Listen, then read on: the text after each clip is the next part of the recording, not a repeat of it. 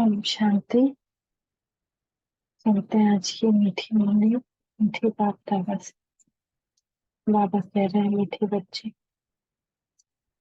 संगम युग ब्राह्मणों के लिए कल्याणकारी, इसलिए सदा पकड़ में रहना, किसी बात का फिक्र नहीं करना। प्रश्न: जिनकी अवस्था अच्छी है उनकी निशानियां क्या होगी? उन्हें किसी भी बात में रोना नहीं आएगा, मुरझाएंगे नहीं, गम व अफसोस नहीं होगा। हर सीन को साक्षी होकर देखेंगे, कभी क्यों क्या के प्रश्न नहीं करेंगे, किसी के नाम रूप को याद नहीं करेंगे, एक बाबा की याद में हर्षित मुख रहेंगे। पापा कह रहे हैं कि इन कल्याणकारी संगम हमारे लिए है, इसलिए सदा पकड़ में रहना, कभी फिक्र में नहीं आना। और जो अच्छी अवस्था है जिनकी, उनकी निशानी क्या होगी कि उन्हें किसी भी बात में बुरा नहीं आएगा, वो मुरझाएंगे नहीं, उनको गम व अफसोस नहीं होगा। हर सीन जैसे मूवी देखते हैं ऐसे साक्षी होकर देखेंगे, कभी भी क्यों क्या के प्रश्न नहीं करेंगे, किसी के नाम रूप को याद नहीं करेंगे, एक बाबा की याद में हर्षित मुख रहेंगे।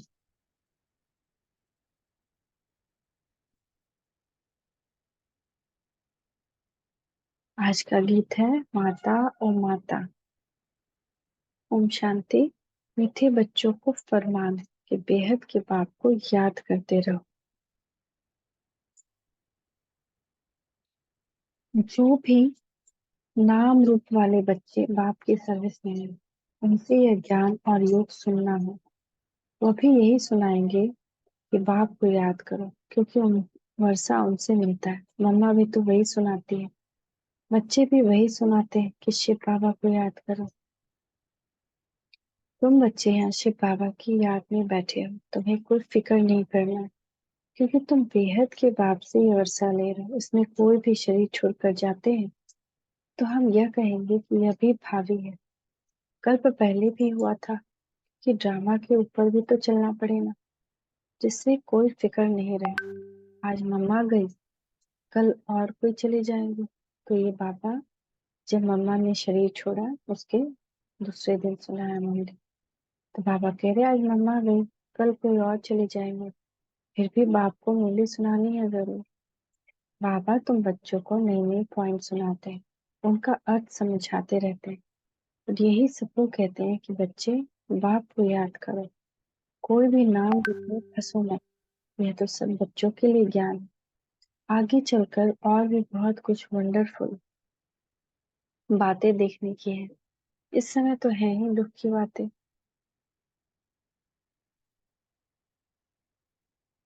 परंतु उस दुख का हमें कोई फिक्र नहीं।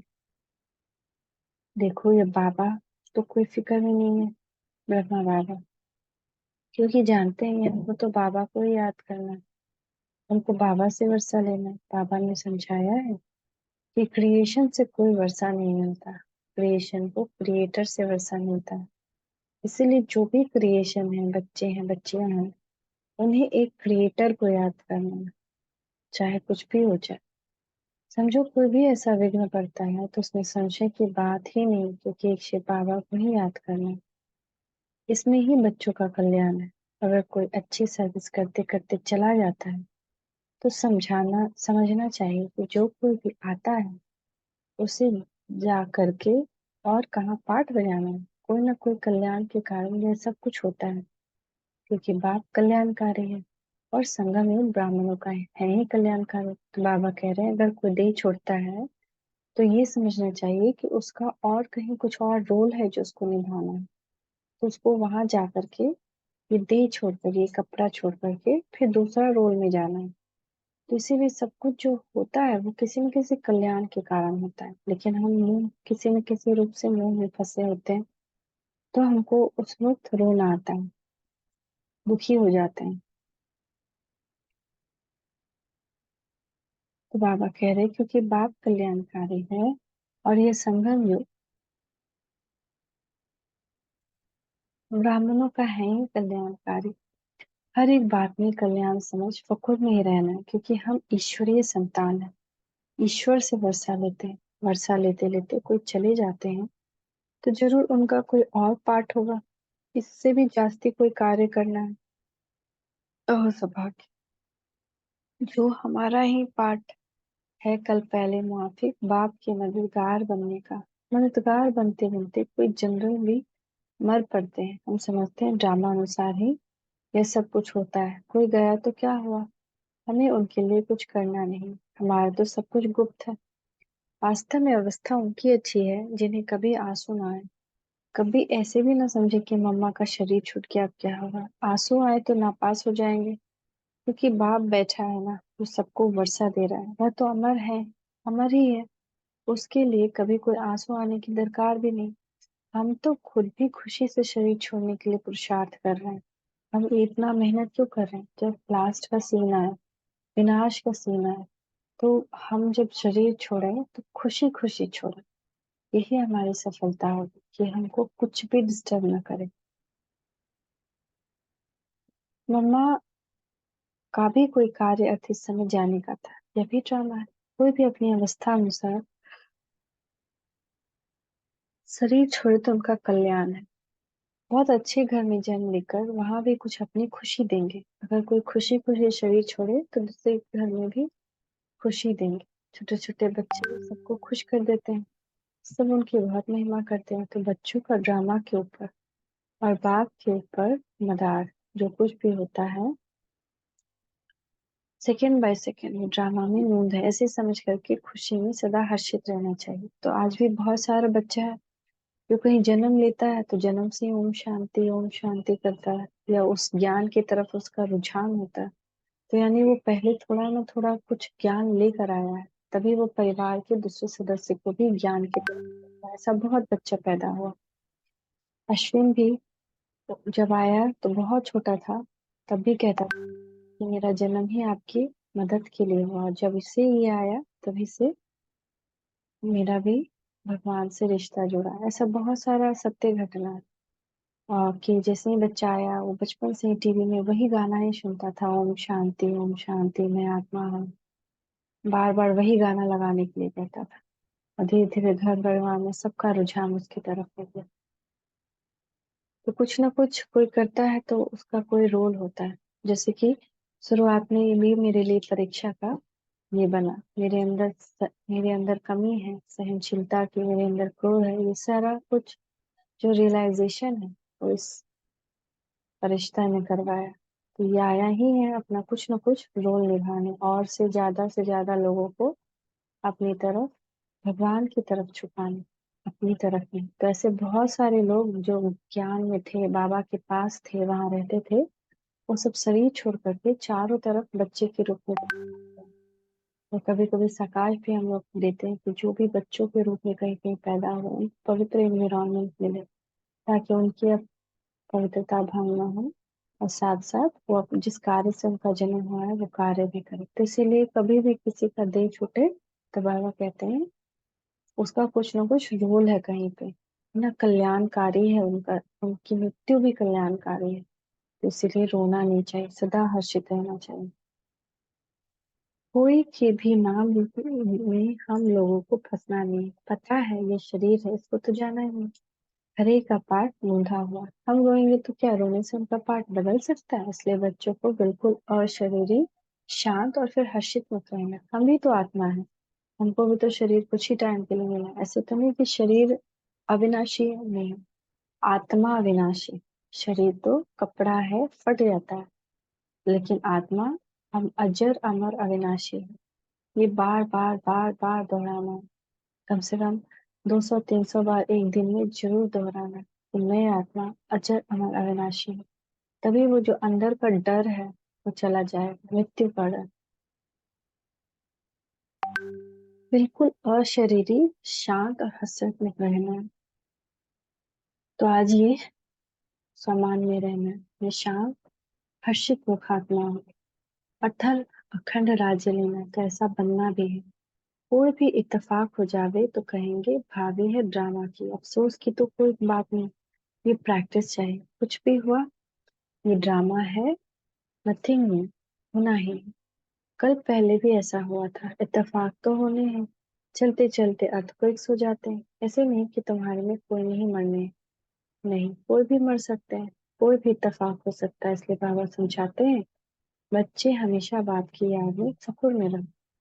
जैसे ट्रेन ही अचानक, वो जा रही थी ट्रेन उड़ीसा के पास, पूरा का पूरा ट्रेन उलट गया। कोई थोड़ी सोचा होगा कि अचानक से ऐसा हो जाएगा। तो अचानक कहीं भी कुछ भी हो सकता है। तो जिसको जो पार्ट मिला है, वो तो जिसको जो इसमें जिसको जो पार्ट मिला हुआ है वो बजाता है। उसमें हमको क्या करना, हमारा ज्ञान ही ऐसा है। मम्मा मरे तब भी हलवा खाना, यानी ज्ञान रतन देना। सबको बाबा कहते हैं कि बाबा भी चला जाए तो तुम बच्चों को फिर भी नॉलेज तो मिली है कि हमको शिव बाबा से वर्षा लेना है, इनसे तो नहीं लेने का है। बाबा कहते हैं ये सब बच्चे जो जो है मेरे से वर्षा लेकर दूसरों को रास्ता बताते हैं। तुम बच्चों को अंधों की लाठी बनना है, बाप का परिचय देना है, हर एक के ऊपर मेहर करना है। बस अभी वही समय है, कयामत का समय, कभी भी कुछ भी हो सकता है। इसलिए एक एक पल बाबा की याद में अपना सफल करना, नहीं तो वेस्ट, कुछ भी नहीं रहना। जितना कचड़ा में है कि हम ये सॉल्व कर दें, वो सॉल्व कर दें, ये कर ले, वो कर ले, वो ऐसा हो जाए, ये ऐसा हो जाए, कुछ नहीं बदलना है। हम अगर अपने आप अपना जीवन सफल करना चाहते हैं तो बस बाप की याद और बस कुछ नहीं, और सब उसको छोड़ देना। और कुछ भी बदलने वाला नहीं। बदलेगा तो ड्रामा के भागे, नहीं बदला तो ड्रामा के भागे। तुम्हारा यही पुरुषार्थ है कि यह बेचारे दुखी इनको सुख का रास्ता बताए। सुख सबको कैसे मिलेगा अभी, सिर्फ ये इनका मिलन परमात्मा से हो जाए, इसी बात से सबको सुख मिलना है। और हमको सुख कैसे मिलेगा, जहाँ परमात्मा की याद में अमृत वेले बैठ जाए। अमृत वेला नहीं तो जिंदगी में सुख नहीं। क्योंकि पूरे दिन की जो भी होगा, छोटी से छोटी बात भी, कोई एक सुई भी गिरेगा तो वो हमको डिस्टर्ब कर देगा। ऐसी स्थिति आत्मा की अभी हो गई। अगर अमृत वेला हम शक्ति लेते हैं तो दिन भर हम कुछ भी हो जाए तो हम थोड़ा शांत रह सकते हैं। इस दुनिया में सिवाय एक बाप का कोई भी सुख का रास्ता बताने बताने वाला नहीं है। लिबरेटर, दुख हरता, सुख करता एक ही, उनको ही याद करना है। यहाँ दुख की कोई भी बात नहीं होनी चाहिए, कुछ भी हो जाए। भले हम जानते हैं मम्मा सर्विसेबल सबसे नंबर वन गाई जाती है, उनके हाथ में सितार दिखाते बरोबर जगदम्बा, यानी मातेश्वरी, वो बहुत अच्छा समझाती है। वह भी कहती थी कि शिव बाबा को याद करो, मुझे नहीं याद करना। मन मना भव, मध्याजी भव, यह दो अक्षर मशहूर है, बाकी तो डिटेल है। मध्याजी भव विष्णु स्वरूप में स्थित हो जाना, संकृत, ज्ञान, पवित्रता, योग, इन चीजों के साथ, और सुदर्शन चक्र, स्थित हो जाना ही मध्याजी भव है। मन मना भव, संपूर्ण मन समर्पित बाबा को, कोई और ख्याल ना आए। तो कोई भी हालत में, कोई भी संशय में किसको पड़े, ये क्या हुआ, ऐसे क्यों हुआ, तो इससे अपना ही नुकसान कर देंगे। तुम बच्चों को कोई भी हालत में दुख की महसूसता नहीं होनी चाहिए। भले बीमारी हो, कुछ भी हो, ये तो कर्म भोग है। जो भी है हमारा दुनिया अपनी लाइफ में जो भी कष्ट है वो कर्म भोग है। बाबा से पूछते हैं बाबा यह क्या है, बाबा कहेंगे यह तुम्हारा कर्म भोग। अगर कोई बात ड्रामा के में पहले से बताने की नहीं है तो मैं कैसे बताऊं। जब बाबा कह रहे हैं, शिव बाबा कह रहे हैं, अब तुमको पहले कैसे बता दो क्या होना है, क्योंकि ये ड्रामा में नहीं है मेरा पार्ट कि मैं तुमको सब कुछ पहले से बता दूं। अचानक होना है, यही ड्रामा का पार्ट है। यह बाबा भी साक्षी होकर के देखते हैं तो बच्चों को भी साक्षी होकर के देखना है। और बाप की याद में फकुर में रहना है कि हम ईश्वर की संतान, ईश्वर के पात्र पात्रियां हैं, ईश्वर से वर्षा ले रहे हैं। बरोबर हम जानते हैं मम्मा ने भी ईश्वर का वर्षा लेते लेते शरीर छोड़ दिया। हम हर एक को तो बाप, बस बाप और वर्षे को याद करना, सारा मदार पुरुषार्थ पर है। यह बच्चे भी महसूस कर सकते हैं कि जितना हम पढ़ेंगे उतना उच्च पद पाएंगे, ऊंचा प्रिंस बने। सूर्यवंशी भी प्रिंस और चंद्रवंशी भी प्रिंस एंड प्रिंसेस है। तो बच्चों को पढ़ाई पढ़ना ही है। कुछ भी हो जाए पढ़ना जरूर है। ऐसे थोड़ी है कि कोई का माँ बाप मरता है तो बच्चा पढ़ाई छोड़ देगा, नहीं। तुमको भी पढ़ाई रोज पढ़ना है, तुम्हें एक दिन भी पढ़ाई नहीं छोड़नी। सर्विस हर हालत में जरूर करनी, हर वक्त बुद्धि में वही एक बात याद है, तुम्हें वही पढ़ा रहे हैं, भगवान पढ़ा रहे हैं, उनसे ही वर्षा लेना है। जरिया चाहे जो हो, चाहे कोई ब्राह्मणी जरिया बने, कोई ब्राह्मण जरिया बने, लेकिन मुरली की पढ़ाई डेली अपने बच्चों को भगवान पढ़ाता है। उसने ही हमारी बुद्धि का ताला खोला, सारे ब्रह्मांड, सूक्ष्मतम और फिर सृष्टि के आदि मध्य अंत का ज्ञान हमारी बुद्धि में। इसी ज्ञान से हम चक्रवर्ती बनते हैं। बस उसी नशे में, मौज में यह सब सुनाना, सबको सुनाना भी ऐसे ही। क्योंकि तुम बच्चे जो पक्के ब्राह्मण बने, तुम्हें कोई फिक्र नहीं है, इसमें कोई मुरझाने की, फिक्र करने की बात ही नहीं। ऐसी अच्छी अवस्था चाहिए। तुम समझते हो अंत में विजय हमारी होनी है। ढेर के ढेर अपना वर्षा लेने आएंगे। कुछ भी हो, तुम्हारी सर्विस की वृद्धि होती ही रहेगी। सिर्फ तुम्हारी एक्टिविटी दादी चाहिए, उसमें कोई भी आसुरी गुण नहीं चाहिए। किससे लड़ना झगड़ना, किससे कड़वा बोलना, या अंदर में कुछ लालच लोभ क्रोध आदि अगर होगा तो बहुत कड़ी सजा खानी पड़ेगी। इसलिए कोई को भी दुख नहीं देना, सबको सुख का रास्ता बताना। कोई छोटे बच्चे हैं, चंचलता करते हैं, तो भी चमाट नहीं मारनी, उन्हें भी प्यार से चलाना है। घर में भी बड़ा युक्ति से चलना है। कहीं कई जो हैं जो यहाँ बहुत अच्छी तरह समझते हैं, घर में जाते हैं तो माया हैरान करती है। ये भी बाप समझाते हैं कि बच्चे, तूफान जोर से आते रहेंगे, दिन प्रतिदिन तूफान और विघ्न पड़ते रहेंगे, तुम्हें घबराना नहीं है। बाप कहते हैं हम इस हमारे रुद्र ज्ञान यज्ञ में अथाह विघ्न पड़ेंगे, क्योंकि यह नई नॉलेज है। कोई पूछते हैं तुम शास्त्रों को मानते हो, तुम बोलो हाँ मानते हैं। ये सब भक्ति मार्ग के शास्त्र है, यह ज्ञान मार्ग है। ज्ञानेश्वर बाप कहते हैं मुझे याद करो बस। हम भी तुमको कहते हैं बाप को याद करो, करो न करो तुम्हारी मर्जी। बस अभी नरक है, रावण राज है। अब बाप और स्वर को याद करो। तुम गंगा में स्नान तो जन्म जन्मांतर करते आए हो, फिर भी दुनिया पतित बनती आई। अभी बाप कहते हैं बस मुझे याद करो। जो यहाँ के होंगे उनके संस्कार ही देखने में आएंगे, झट समझ जाएंगे। तुम अभी बेहद की बुद्धिवान हो, सयाने को बुद्धिवान कहा जाता है। तो तुम्हें उसी नशे में रहना है, बाकी गम की कोई बात नहीं। यह हम जान गए कि ड्रामा चल रहा है। तुम कहेंगे वाह मम्मा गई, वह एक्टर दूसरे एक्ट करने गई, इसमें मूंझने की रोने की दुख की दरकार नहीं, वह कोई ऊंची सर्विस करने के लिए गई। तुम दिन प्रतिदिन ऊंचे बनते जाते हो, कोई शरीर छोड़ेगा तो भी ऊंची सर्विस जाकर करेगा। इसलिए बच्चों को भी दुख नहीं होना चाहिए। मम्मा क्या, सभी जाएंगे, हमको भी बाबा के पास जाना है। हमारा काम है बाबा से, सबका काम है बाबा से। मम्मा का काम था बाबा से। अभी उनसे वह नॉलेज पाकर सर्विस करके जाके कोई दूसरी सर्विस के लिए दूसरा पार्ट बजाने गए हैं। हम साक्षी होकर के देखते हैं। ऐसे नहीं कि मम्मा चली गई, फलानी चली गई, यह चली गई, मेरी आत्मा सर्विस के लिए गई है।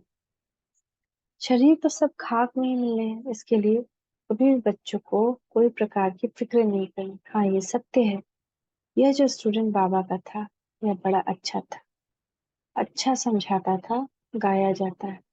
अगर कोई भी प्रकार का संशय आता है तो ये खत्म हुआ, पद से भी भ्रष्ट हो जाए। इसलिए बाबा बच्चों को समझाते रहते हैं, बच्चे कोई प्रकार का फिक्र नहीं करें, डायरेक्शन जो मिलते हैं उनसे अमल में लाते रहो।